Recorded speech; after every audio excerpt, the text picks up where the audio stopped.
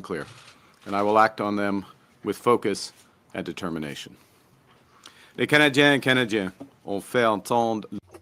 Canadians made their voices heard with a voter turnout rate that hasn't been seen in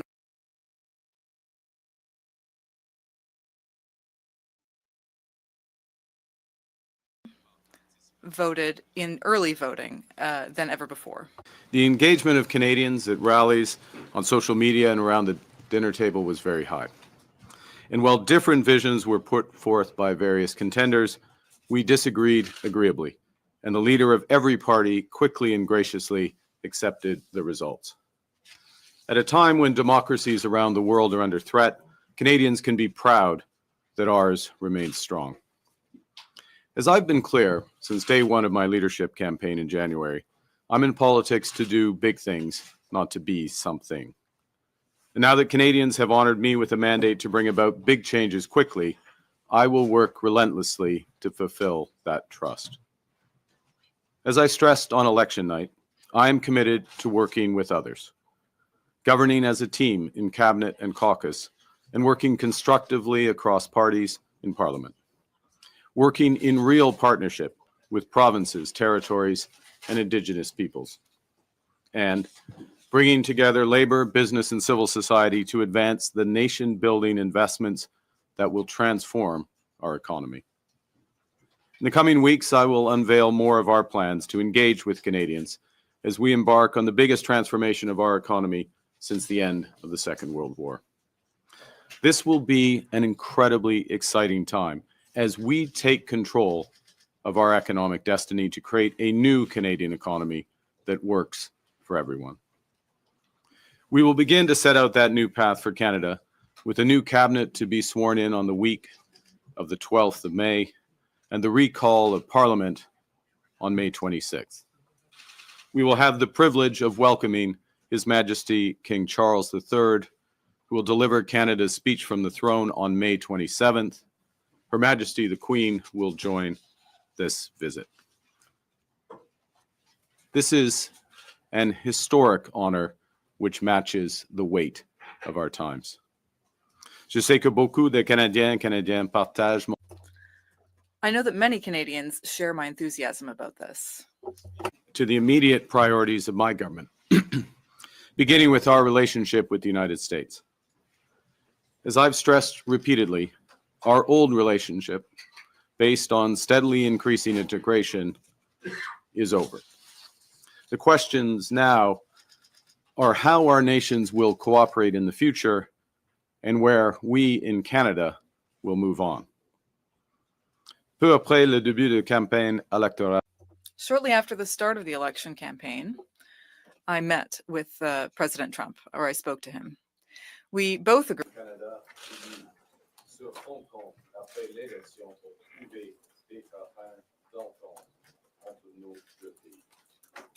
On Tuesday, I had a very constructive call with President Trump, and we agreed to meet next Tuesday in Washington. Our focus will be on both immediate trade pressures and the broader future economic and security relationship between our two sovereign nations. My government will fight to get the best deal for Canada. We will take all the time necessary, but not more, in order to do so. In parallel, we will strengthen our relationships with reliable trading partners and allies. Canada has what the world needs, and we uphold the values the world respects. Au cours des derniers jours, je me suis entretenu avec le président Macron, le président du Conseil européen d'Acosta, le Premier ministre du Japon, Ishiba, et le secrétaire général des Nations Unies, Guterres. J'ai aussi parlé au président Zelensky, auprès de qui j'ai réaffirmé l'engagement du Canada envers le peuple ukrainien. Dans les semaines et les mois à venir, je saisirai toutes les occasions d'échanger avec nos alliés et partenaires pour bâtir des relations renforcées, fondées sur des valeurs communes. Nous allons faire preuve de leadership à l'international. Nous aurons d'ailleurs l'occasion d'en faire la démonstration en juin alors que le Canada présidera le sommet de G7. We will reinforce our strength here at home by building an economy that creates jobs, grows incomes, and withstands shocks. Pour y arriver, nous allons bâtir une seule économie canadienne au lieu de 13. D'ici la fête du Canada, mon gouvernement aura contribué à l'atteinte de cet objectif. We will remove federal barriers to internal trade by July 1st to help unleash the full potential of Canada. We will work with provinces, territories, and Indigenous groups to identify projects that are in the national interest, projects that will connect Canada, deepen our ties with the world, and grow our economy for generations. We'll make the Canadian government a catalyst for these projects, not an impediment. And we'll always be guided by our conviction that our economy is only strong when it serves everyone. That means bringing down costs for Canadians and helping them get ahead. So we will put more money in Canadians' pockets with a middle-class tax cut that will take effect by Canada Day, saving two-income families up to $825 a year. We will protect the programs that save families thousands of dollars a year, including pharmacare and $10 a day daycare. We will expand the Canadian Dental Care Plan to 8 million Canadians, saving the average family over $800 per visit. To lower costs for first-time homebuyers, we will cut GST on new homes at or under $1 million, allowing them to save up to $50,000, and we will lower the GST on homes between $1 million and $1.5 million. These tax measures will provide immediate relief, but they won't be sufficient to make housing affordable again. For that, we have to build. We will address failures in the housing market head-on, unleashing the power of public-private cooperation at a scale not seen in generations. We will slash development charges in half for all multi-unit housing. That's about $40,000 off the cost of a two-bedroom apartment in Toronto. And we will create an entirely new Canadian housing industry in modular and prefabricated housing using Canadian technology, Canadian skilled workers, and Canadian lumber. We will build houses faster, at lower costs, with a smaller environmental footprint in construction and greater efficiency once families move in. And to kickstart these efforts, we will create a new entity, Build Canada Homes, and provide $25 billion in financing to private developers. Nous allons construire 2 fois plus de logements par année et créer une toute nouvelle industrie de la construction avec des technologies canadiennes, des travailleurs qualifiés canadiens et du bois canadien. My government will focus on keeping Canada secure as a sovereign nation and Canadians safe in their communities. We'll build a stronger Canadian armed forces to protect Canadians, defend our sovereignty, and support our allies.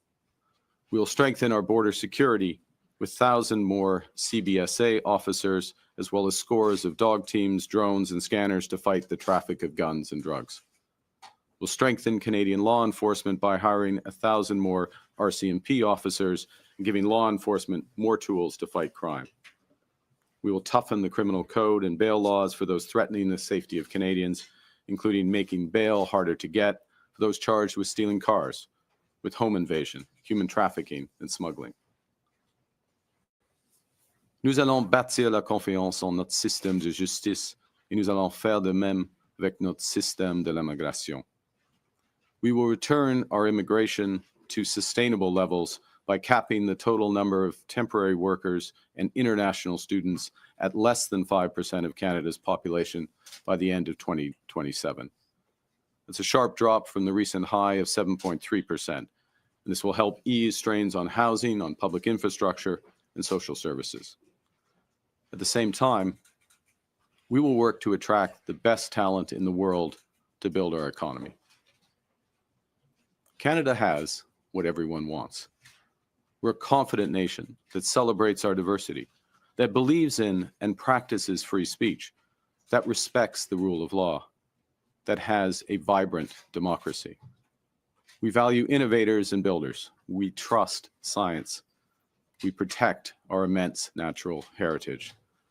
For Canadians abroad thinking about returning to build their lives in our nation, there's never been a better time to come home.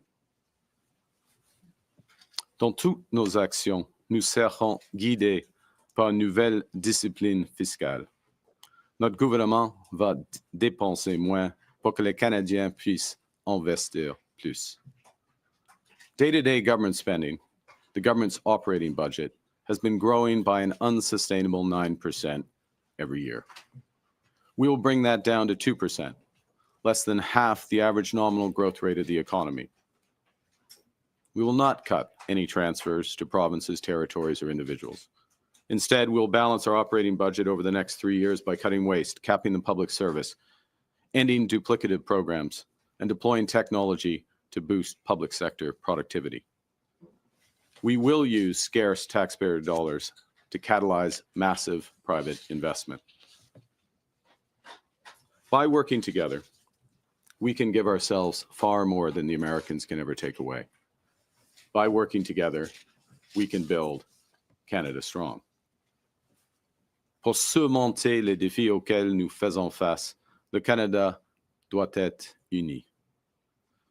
Guidé par cette approche, j'ai échangé avec les chefs de l'opposition. J'ai fait part de mon intention de travailler avec eux pour rendre notre gouvernement plus efficace, soutenir nos travailleurs et nos entreprises et remettre notre économie sur la bonne voie. J'ai aussi échangé avec les premiers ministres des provinces et territoires qui sont des partenaires essentiels du gouvernement fédéral.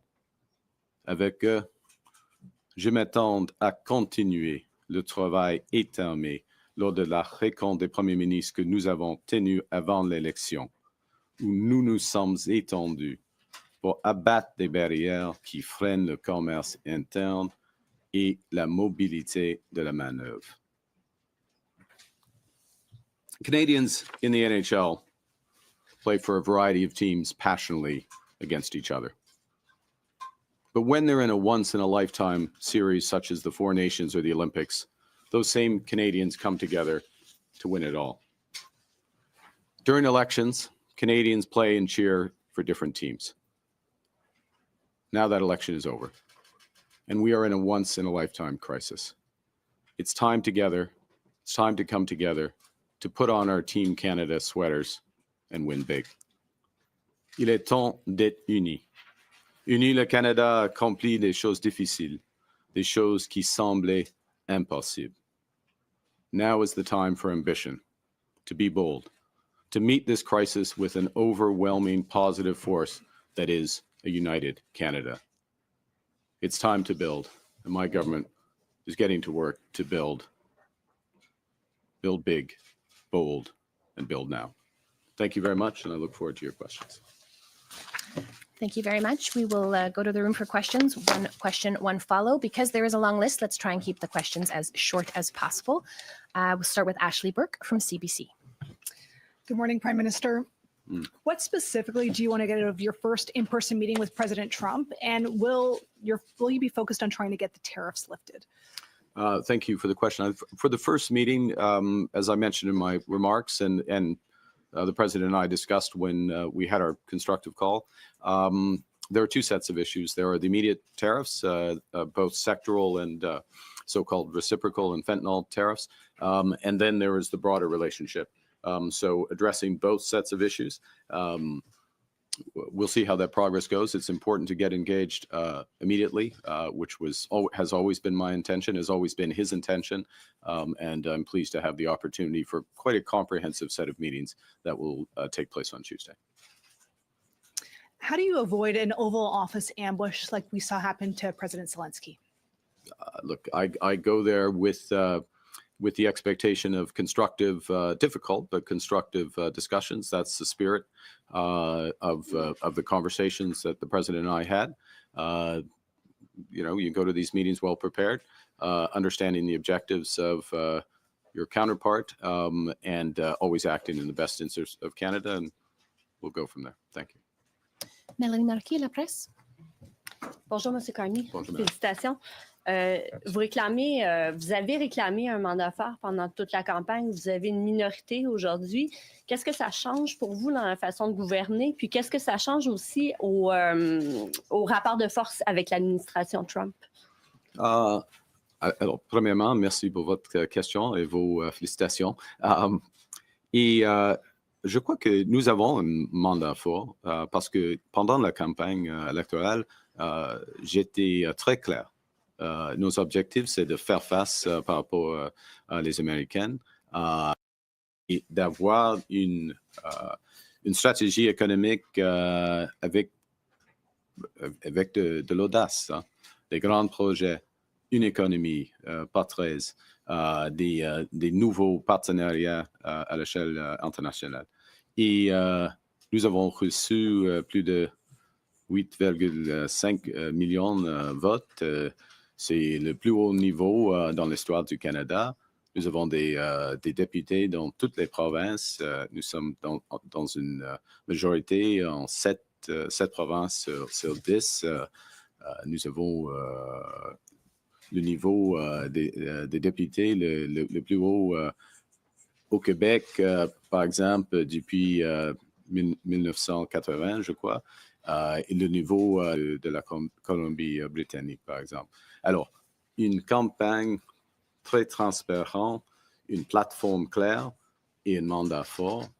Mais, cela dit, il faut travailler avec le Parlement et surtout avec le Québec et avec les provinces et les territoires afin de mettre en œuvre ces objectifs, cette plateforme. Mais par rapport à ça, est-ce que ça change votre rapport de force par rapport à l'administration Trump? Puis Je ne crois pas. Je ne crois pas. Vas-y. Poser en même temps ma question de suivi. Oui. Vous avez une minorité. Est-ce que vous seriez intéressé à accueillir au sein du caucus libéral des députés d'autres partis? Puis est-ce que des tentatives qui ont déjà été faites en coulisses pour les convaincre de traverser la ligne? Je crois que, comme j'ai dit, mon mandat est fort. C'est fort. Nos objectifs sont clairs.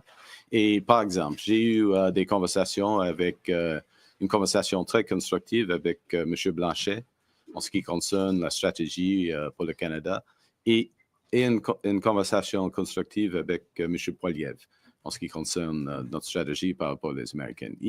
Si je peux dire, il n'y a qu'un premier ministre et nous avons des objectifs assez similaires.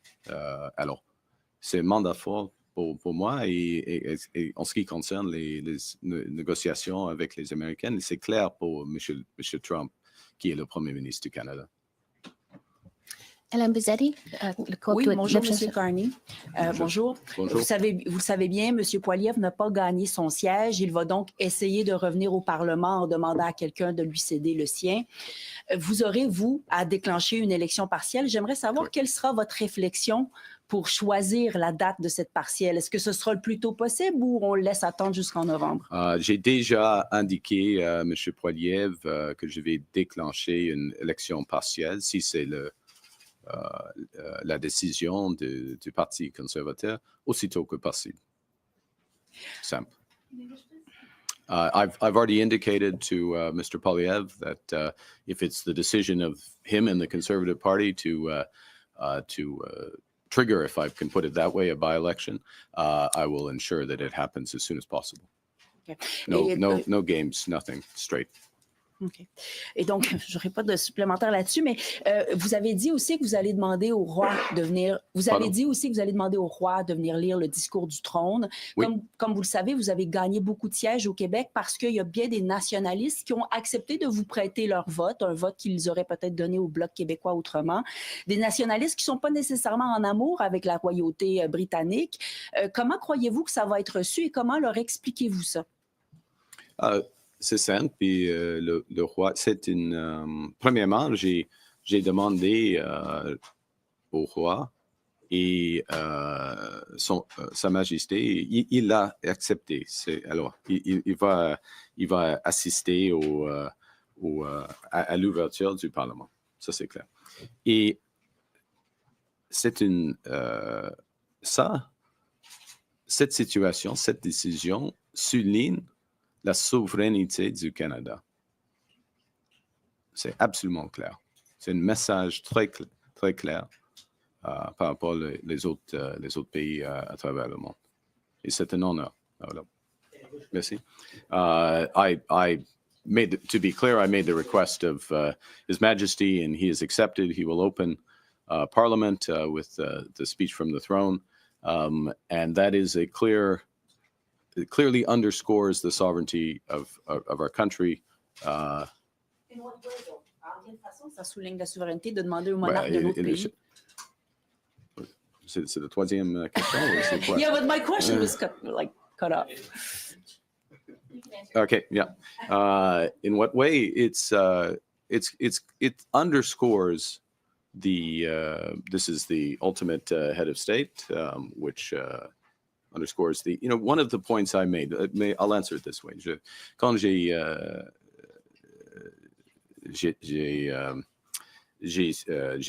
suis devenu le premier ministre pour la première fois, j'ai mentionné il y a des peuples fondateurs du Canada, des peuples autochtones, des peuples français et des peuples anglais. Et alors, ça indique les fondations de notre nation, la nation canadienne. D'accord. Kenzie Gray, Global. Hi, Mr. Carney. In your second call with the president, did Mr. Trump outright say or insinuate at any point that Canada should become the 51st state? He did not. All right. We've heard Mr. Trump on April 23rd and his surrogates throughout the final days of the campaign reiterate the idea that they believe Canada should become the 51st state. On the campaign trail, you said on multiple occasions that respect for Canada would be one of the key things in terms of having a meeting with him. Do you think over the past few days we have seen respect for Canada from the Trump administration? Look, it's always important to distinguish want from reality. La volonté et la réalité, right?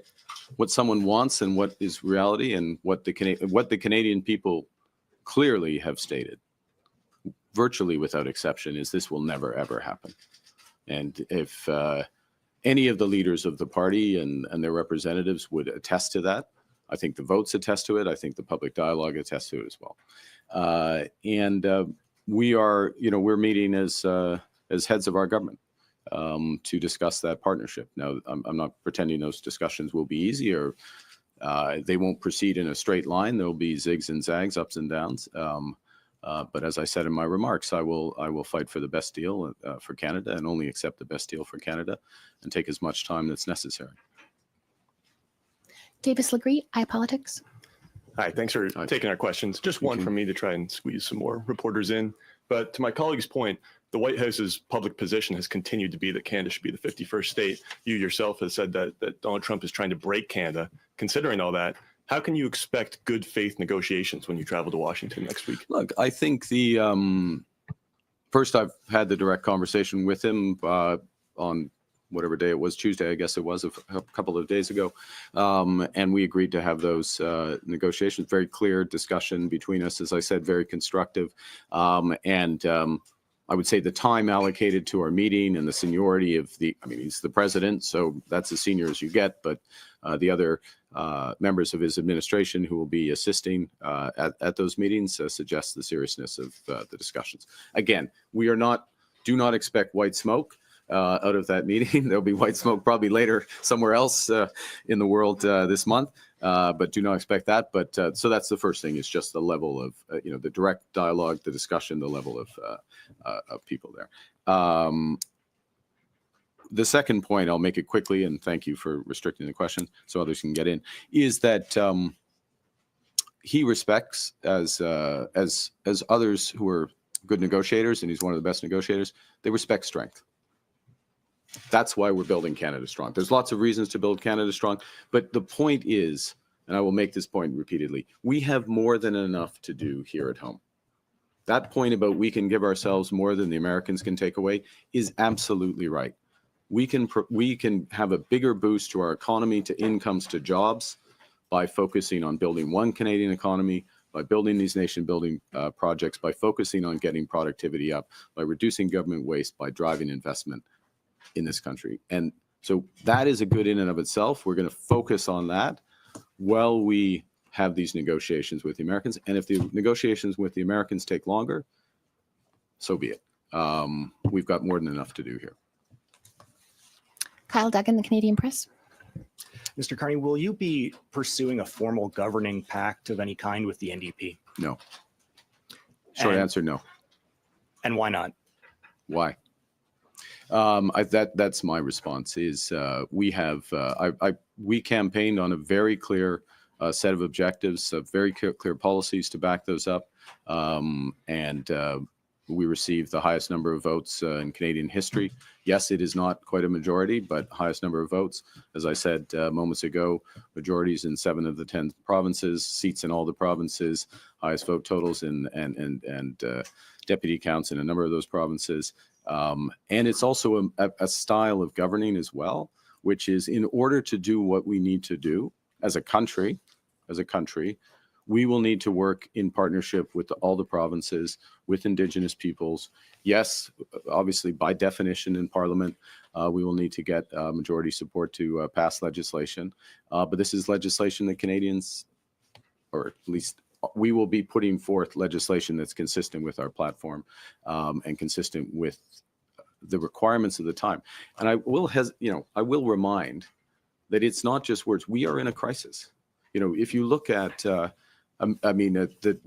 terrible manifestation of that today in Oshawa for the GM workers, 2,000 GM workers, and I'll just express my deepest sympathy for them and their families. A very difficult time.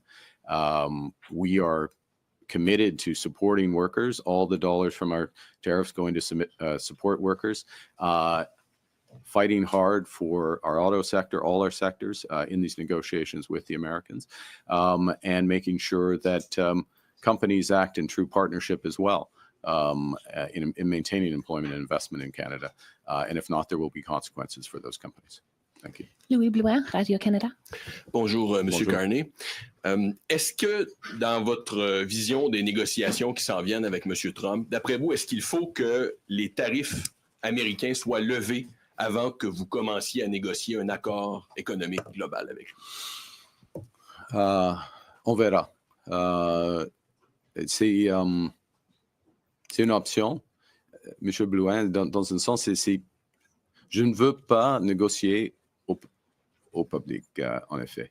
Il y aura des discussions difficiles en ce qui concerne par exemple, les tarifs, selon nous, les tarifs de fentanyl, c'est pas clair pourquoi ils sont encore en place. Mais ce sera une négociation complexe. D'accord. The essence of my answer was I don't want to negotiate in public. So I'm not sure I need to add the other words that were around it. But look, it is complex. Particularly, there are examples where certainly from our perspective, the fentanyl tariffs, were not merited to begin with, but are even less merited given all the steps that the government of Canada has taken and the progress that's been made. This will be a broader discussion, and it's one of the cards that they have, and therefore we'll see how it plays out. D'après vous, qu'est-ce que Donald Trump veut dans cette négociation? C'est une des questions de discussion, parce qu'il y a il a quelques objectifs, équilibre dans la balance commerciale, premièrement, l'arrêt du fentanyl, deuxièmement, et puis l'augmentation des dépenses militaires, troisièmement, et puis mais les objectifs américains changent de temps en temps. Il y a une volatilité des objectifs américains. Alors, mais pour nous, c'est une question d'avoir un accord gagnant-gagnant avec eux dans un monde qui devient plus divisé et dangereux. Et alors, il y a des secteurs stratégiques pour les Américains et le Canada. Et une des questions, c'est, OK, est-ce qu'on va coopérer dans ces secteurs, y compris, par exemple, les minéraux critiques, le secteur automobile, l'aluminium. Il y a des exemples dans l'énergie, par exemple, ou est-ce qu'on va diviser le marché dans l'Amérique du Nord? C'est pas clair. C'est pas un bon choix, la deuxième. Ça c'est clair. Mais s'il veut, le Canada a d'autres options. Ça, c'est clair. Ça, c'est clair. We'll have time for one more very fast question. Catherine Levesque from the National Post. Okay, I'll try to make it two very fast. Good. Prime That's the Minister. spirit. That's the spirit, Catherine. That'll get me coming back. Your party picked up seats across the country, but lost a few seats in Ontario. Why do you think that is? And did those seats cost you your majority? Well, I think arithmetically, yes, but we could pick other, other seats that went various ways. We'll reflect on that. I think as I said at the top, what I take as the Canadians voted for many reasons in different circumstances.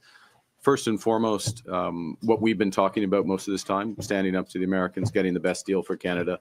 That's there. Relatedly, a strong economy that works for everyone. But also, clearly, affordability issues. We had a big focus on affordability, security, and safety. That's what we take. That's what we take as maybe I should say personally. I take as the mandate that the focus of this government should be on those issues. As you know, to govern is to choose. You have to decide where you're going to focus. And I'm signaling, and of course, there will be a speech from the throne and subsequent communications. But I'm signaling clearly where that focus is. And can we expect your cabinet to be larger than your previous one? And will François-Philippe Champagne remain as finance minister? Did he ask you to ask that question? Now we know your sources. Yeah. We will look. I committed to an efficient cabinet, a focused cabinet, cabinet with parity, gender parity. And we'll work towards it. Those final decisions haven't been made. So, Monsieur Champagne he will have to wait. Sorry about that. Thank you very much. I think we have to respect the president of the. We have to respect the. I am truly sorry, but the Prime Minister does have to go. Yeah, bien sûr, of course. Yeah. Okay. That's fine. Yeah. What do you? No. Let's not get carried away. And forgive us lingering a bit, as you heard there, members of the press gallery trying to keep the Prime Minister behind that desk to answer a couple more questions. That did not happen. But that was Prime Minister Mark Carney holding his first news conference since winning the 45th general election on Monday. And there are several points to highlight here. They include a new cabinet, which will be sworn in the week of May the 12th. Parliament, Mr. Carney says, will return May the 26th, and King Charles, Canada's head of state, will read the speech from the throne on May the 27th, the Prime Minister calling that a great honor. Now, he also noted the fact that next